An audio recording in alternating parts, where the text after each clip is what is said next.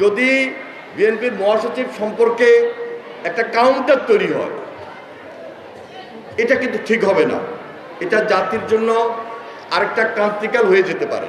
মির্জা ফখরুল ইসলাম আলমগীর তিনি একটা নিরপেক্ষ নির্বাচনের কথা বলেছেন, নির্বাচন এবং সেই নির্বাচনটা নিরপেক্ষ নির্বাচন এই দাবি করেছে। এই দাবি করাটা তো খুবই যৌক্তিক। দেশের মানুষ, সাধারণ মানুষ যার জন্য আন্দোলন করেছে, যার জন্য সংগ্রাম করেছে, লড়াই করেছে, তো সরকারে যারা আছেন এদের শোনার মন মানসিকতা থাকতে হবে। এই কথাগুলো ওনাদেরকে শুনতে হবে।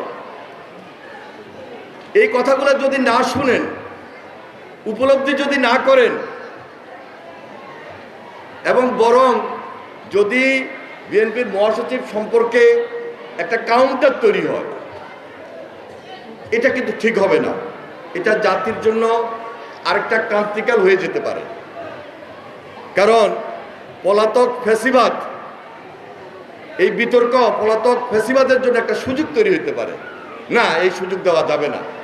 তাই আমি বারবার বলছি, সবসময় আমরা বলি যে এই দেশে একটা স্বাভাবিক সুন্দর পরিবেশ আমাদেরকে তৈরি করতে হবে। এই প্রজন্মের জন্য, এই দেশবাসীর জন্য একটা টার্গেট, একটা লক্ষ্যকে সামনে রেখে, টার্গেট এবং লক্ষ্যটা কি, যে একটা সুন্দর বাংলাদেশ আমরা গড়ব।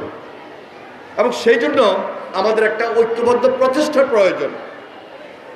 তাহলে যিনি সরকারে আছেন আর সরকারের বাইরে আমরা যারা আছি, সবার মধ্যেই নির্বাচনটাকে নিয়ে একটা ঐক্যমতে বসতে হবে, যেটা দীর্ঘদিনের ডিমান্ড। সুতরাং এখানে বিতর্ক সৃষ্টি করার কোনো সুযোগ নাই। পলাতক ফ্যাসিবাদ দুর্নীতি করেছে, লুটপাট করেছে, গুম করেছে, খুন করেছে, হত্যা করেছে, অত্যাচার করেছে, নির্যাতন করেছে। তাদেরকে সুযোগ তৈরি করে দিব এই ধরনের কোনো বিতর্ক আর যাতে না হয়। আমি বিশেষভাবে এই সরকারের, এই অন্তর্বর্তীকালীন সরকারের সবাইকে অনুরোধ করব, আলোচনার টেবিলে, গোল টেবিল আলোচনা হতে পারে।